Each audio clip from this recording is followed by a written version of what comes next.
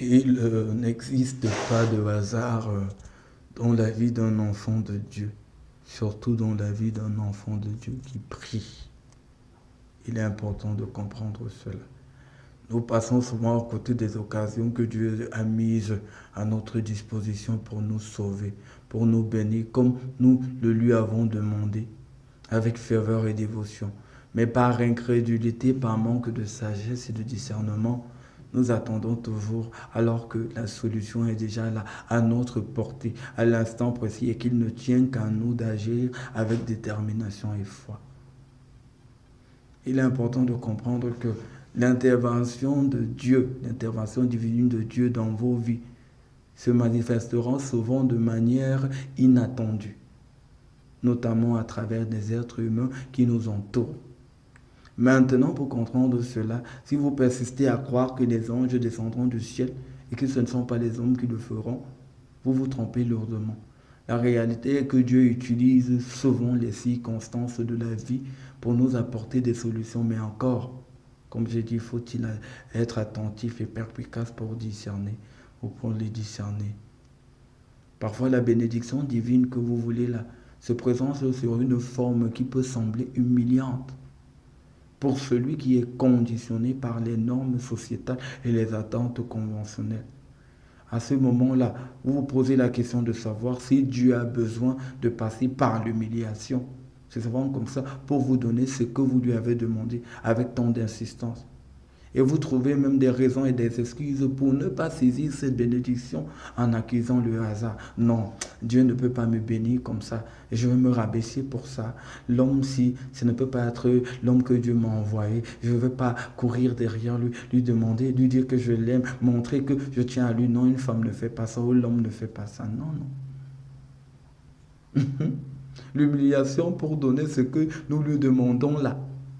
C'est parfois pour c'est parfois pour tuer en nous un certain orgueil, l'ego. Vous comprenez que vous ne pouvez pas bien garder ce qu'il vous donne si vous n'êtes pas humble. Sa reconnaissance, c'est que vous acceptiez cela comme il vous a donné. Nous trouvons même des raisons, comme j'ai dit, pour ne pas souvent accepter cela. Cependant, l'humiliation que l'homme voit dans certaines choses n'est pas ce que Dieu voit. Vous comprenez que les normes sociétales ne sont pas les normes célestes. Et parfois, sa réponse à vos prières là, sera perçue comme une humiliation dans votre société, mais pas chez lui. Alors notre ego, à ce moment-là, prend souvent le dessus et nous laissons passer cette opportunité de résoudre un problème gênant, de gagner un combat. Et nous accusons Dieu de ne pas être souvent aussi puissant dans nos vies que dans celles des autres. Pourtant, il est bien autant présent dans la nôtre ou dans les nôtres et autant puissant. Parfois, même après une prière matinale, vous allez sortir du travail, là, vous allez rentrer ou pour sortir, pour aller quelque part. Une personne va vous attaquer brusquement. Il vous donnera une gifle, un fou, vous crachera sur le visage, sans aucune raison apparente dans la rue. Et il vous mettra en colère.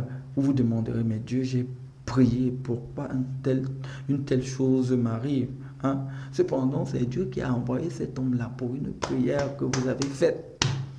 Ça, c'est pour vous réveiller, vous comprenez un peu. Cette gifle-là, cette colère dans laquelle ce fou vous a mis là. C'est pour vous préparer, c'est pour vous mettre dans un esprit de colère pour gagner un combat que vous lui avez demandé. De gagner pour vous, mais que vous avez la force de gagner.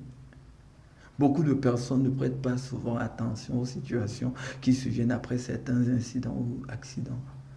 Quand nous prions pour un problème, il est essentiel d'être attentif à toutes les situations qui se présenteront devant nous après cette prière.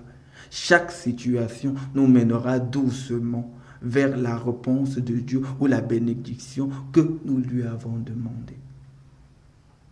Que ce soit un malheur, que ce soit le bonheur, que ce soit je ne sais pas quoi, chaque chose compte après une prière. Ça veut dire que dès que vous avez mis vos genoux là, du fond de votre cœur, en pensée et à parole, vous avez invoqué le nom de Jésus-Christ pour que Dieu, son Père, vous aide à résoudre un problème, etc.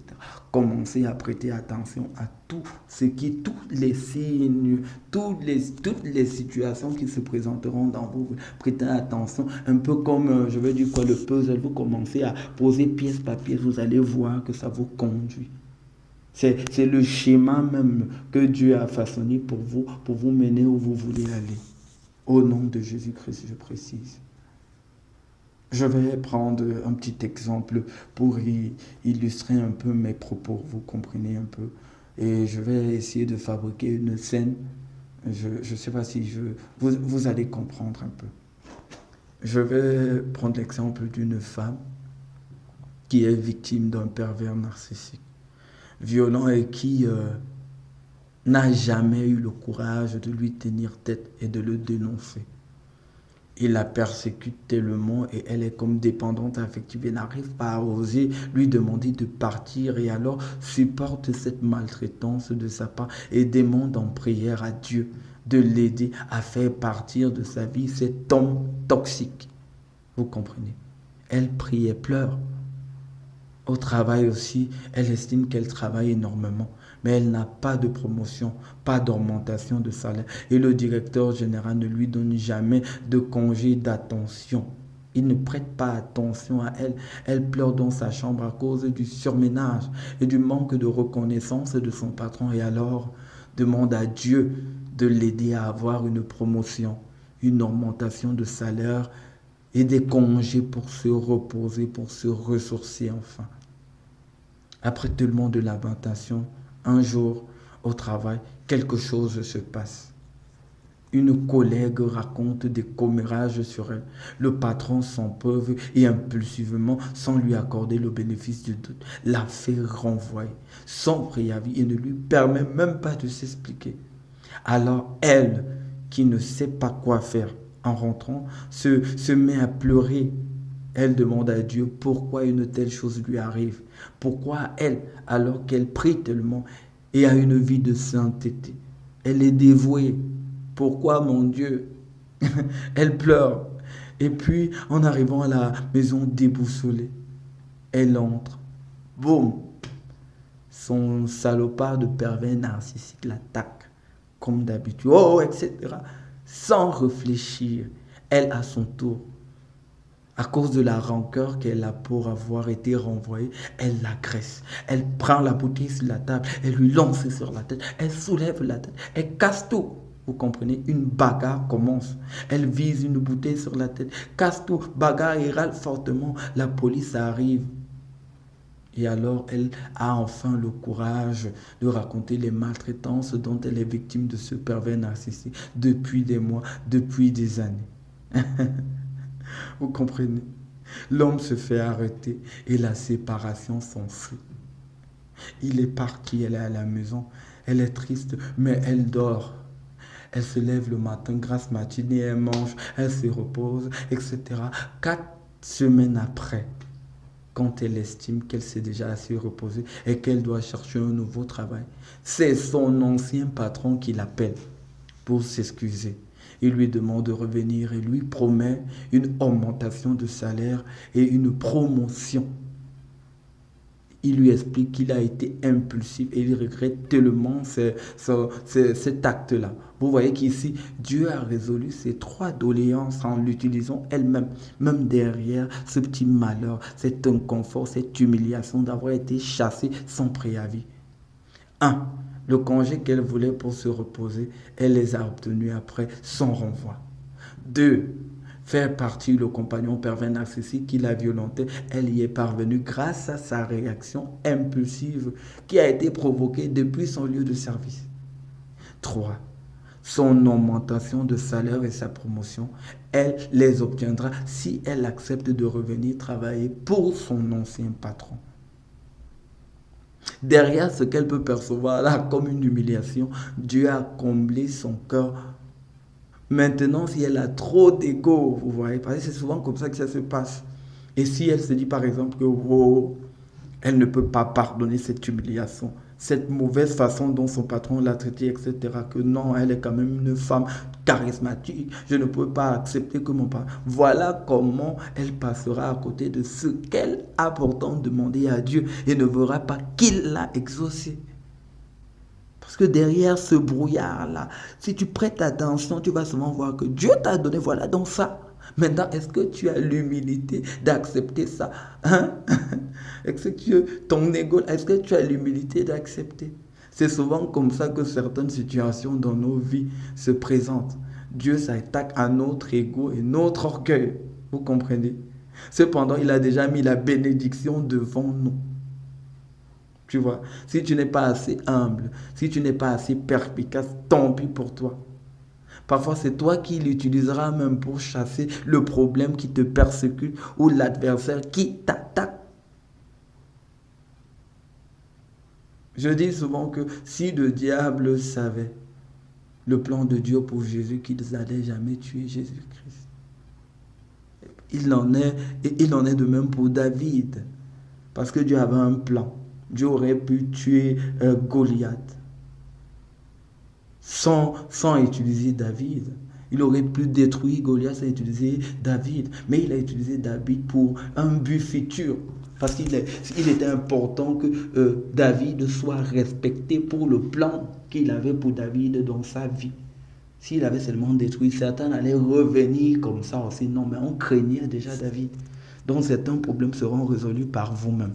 C'est comme ça que ça se passe souvent.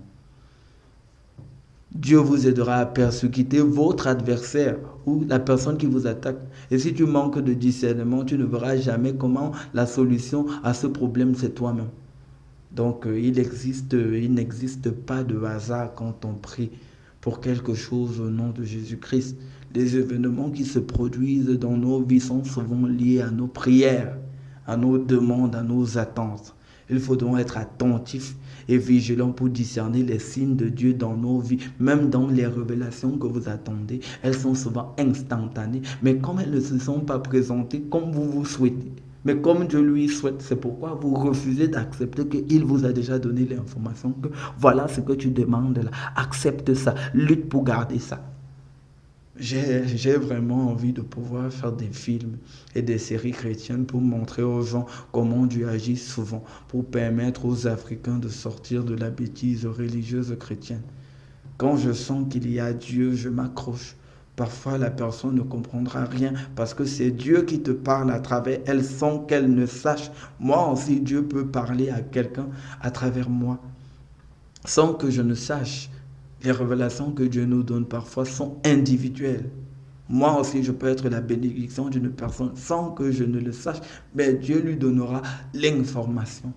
Vice-versa. Si vous manquez de discernement, d'attention, vous ne verrez jamais rien. Kadash Moïse Kofane, athlète de l'esprit.